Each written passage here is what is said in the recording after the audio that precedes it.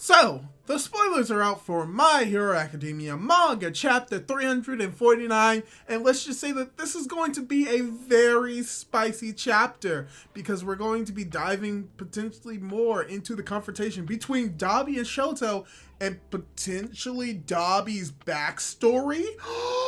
We'll talk a little bit more about that in the spoilers, but first, right after this.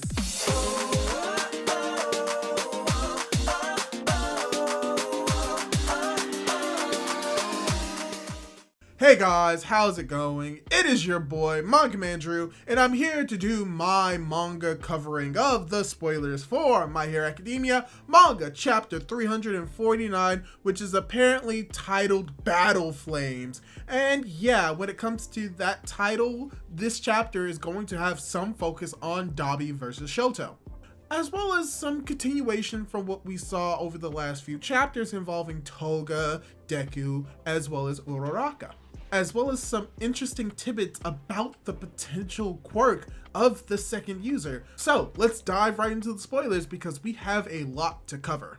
So the chapter starts with Deku flying over the ocean with a combination of float and Fajin. He is moving using air force, flicking the air to propel himself forward, but he is not as fast as he would like.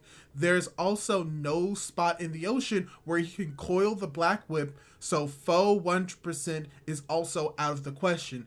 It is, at this moment, the ghost of the second user appears and tells Deku not to lose his composure. His current suit is not capable of withstanding the 100% of One for All, so it wouldn't be wise to damage it before even reaching the battlefield. Deku says that this was not in the plans, which makes the second ask if he plans to use his quirk, as he apparently refers to it through the old term of meta ability. So, this is some interesting information that we got from the first part of this paragraph. Once again, it confirms that full 100% only works with the combination of Fajin 45% as well as Black Whip, so this shows that he is still limited in his abilities to use almost 100% of his power, but also implying and inferring that even if he could use 100%, that he most likely shouldn't, because his suit isn't suited to be able to handle all of that force and all of that pressure and all of that strength. So from here, we're actually going to get a cool conversation between Deku and the second user, which we've only seen them talk a little bit, but we've never had them have a full-out conversation in comparison to the other users. So as we see in the next line of text spoilers, Deku says yes, but the second user reminds him that he had already asked Midoriya to consider this as the last possible option. Now that his quirk has been strengthened by One for All, it has become much more difficult to control than it was before. It may be that not even Deku can conquer it and will end up becoming a hindrance. The second then asks him to trust his friends and take the safest path, even if it means taking a little longer to get there. So it's very interesting. We're getting potential tidbits and dropping of information that when it comes to what the second user's quirk is, that it may be very dangerous and that Deku probably shouldn't use it unless it's a last resort, which is pretty much saying that he's going to use this quirk as a last resort. So it's interesting that we're going to get to see a little bit more of that in this chapter when it comes to their conversation, but from what we see with the next line of text spoilers, we actually cut back over to the aquarium where we see that Ochako and Tsuyu comment on Deku's departure and how Froppy feels relieved because while he was there, Deku was not going to be able to ignore Toga's questioning. Soon after, Toga herself says that she has had enough of the three UA students. She's going to become who she wants and live according to her common sense. As she says this, she puts her hand in her blood compartments and thinks, "Isn't that right, Jin?" So yeah, from what we got with that last line of the text spoilers, it is confirmed that the heroes are facing the villains right now and that Toga was waiting for the right time to use the blood to be able to transform into Twice. So most likely what this is setting up is that we are going to see Toga use Twice's blood to transform into Twice and potentially recreate Twice or do something with it, which is most likely going to cause some mental anguish, if not on Toga, definitely on Twice. And as we have the next line of text spoilers say that to close things out, Toga reaffirms her ideals. She says that she is Himiko Toga and that she doesn't need any more heroes, so it's time to say goodbye. Uraraka strikes a fighting pose and says that she will also handle this situation the way she, Ochako Uraraka, thinks is right. And from there, the scene will cut to Kamino, where huge flames are consuming the city. A giant Nomu is creating huge needles from his body and expelling them, giving the heroes a hard time. Dabi is hanging from the All Might statue while smiling, saying that he feels nostalgic because this sea of fire reminds him of the chaos in Hosu. Ida comes across a spiral of flames and shouts Shoto's name. He feels that he will not be able to get any closer without his engines ceasing to run. So, from what we see, we are going to cut from the Toga event facing off against Uraraka, and cutting over to where Kamino is, where we're going to have the confrontation between Dabi and Shoto. And from what we see with the next part of the text spoilers, yeah, they come into a confrontation which will eventually potentially lead into a conversation. Also, I just enjoy the potential that even though Ida is here and that he's able to fight, that he can't really fight around flames without risking his engines beginning to stall unless Shoto is able to cool him off, which is a cool reference to something that we've seen earlier in the story coming back right now.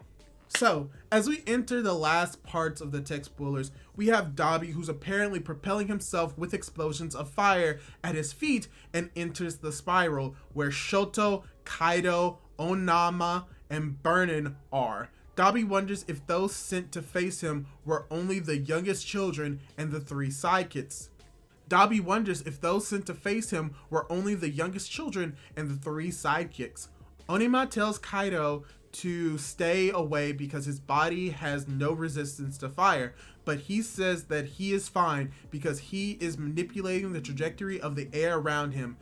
He has been working for Endeavor for more than 10 years and will continue to give his all to live up to his expectations. At this point, the bands come off and we see a little bit of his face. Ooh. So this is very interesting because from what we see with this portion of the text spoilers, as well as the next ones, we are not just going to be focusing on Shoto versus Dabi, but as well as some of the sidekicks under Endeavor, helping Shoto face Dabi, and potentially that Kaido is going to be playing a role because his bandages are coming off, so maybe he's going to have burn marks. We're just going to have to wait and see for the chapter when it actually comes out. But the next line of text spoilers say, apparently Burning begins to comment about how they don't know anything about the family situation, but they still trust Endeavor, and for that reason are now there to help Shoto. The boy thanks them and then turns to his older brother, saying that he is there of his own free will and not just because the plan ordered so. Dabi says that this only makes him a pawn of their father, and the younger boy replies that there's no way he would continue to be a hero if he ignored his brother's situation. So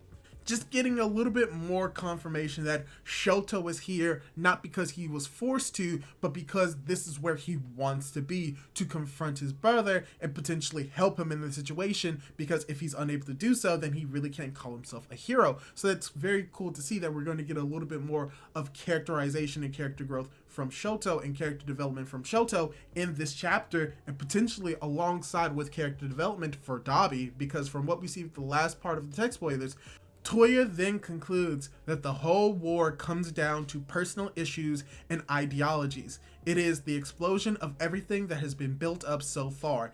He wants to change the current paradigm and destroy everything because he and the rest of the League are the living proof of the wear and tear on society.